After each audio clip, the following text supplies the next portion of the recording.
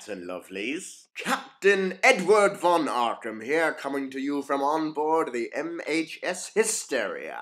As you might recall, my last record log was untimely interrupted, so there we were.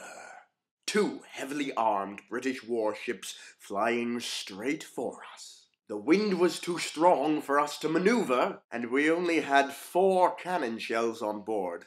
My mad brain was spinning at double speed, trying to find some solution, when, all of a sudden, I spotted something odd floating behind the 2 warships. A small, lonely cloud. A very familiar, small, lonely cloud. I pointed it out to my crew, and they all heaved a sigh of relief. I looked at my watch. The time was 2:47. Making a mental note of that, I sat back and looked off at the warships. Wait for it. Boom! A mighty thunder rang out from the tiny cloud. Instantly, the warships began to falter, then fail, then fall right out of the sky.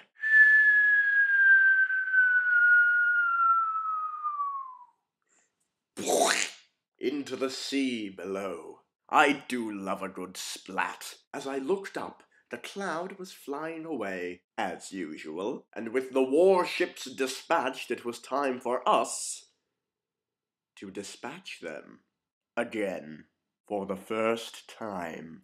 I instructed Lytton to fly us to where the cloud was a moment ago, which was much easier now that we weren't being fired at. I sauntered down to the engine room and set the eternity clock for 2:40, giving us plenty of time for preparation. I shouted for everyone to brace themselves, and I threw the ignition lever, and my magnificent machine began to sing.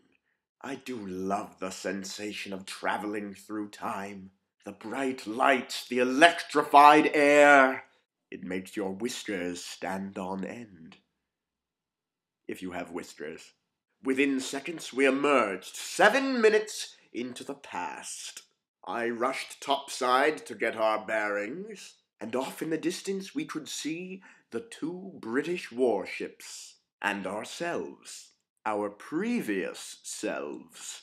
With no time to lose, Roman switched on the steam machine, shrouding the ship in a thick veil of steam that to the untrained eye would make our ship appear no more than a small, lonely cloud.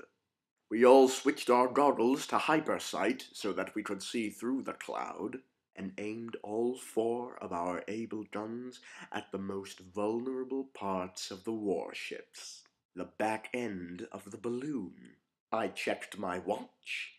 2:47 on the dot. I gave the order to fire, and our cannons thundered!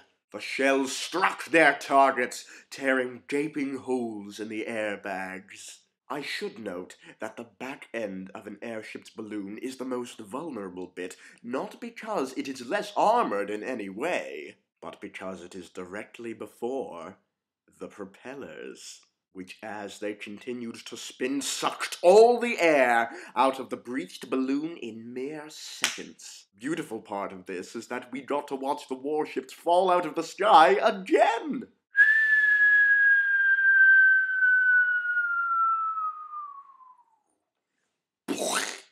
It's even better the second time. So, long story short, we traveled back in time and saved ourselves from the British warships. It's called an event loop. Chrononauts, take notes. It's a gamble, but if it works, which it did, it is a glorious triumph, which it was. And that's all the time for today. I'm going to do my victory dance. Until next time, stay mad, my duckies.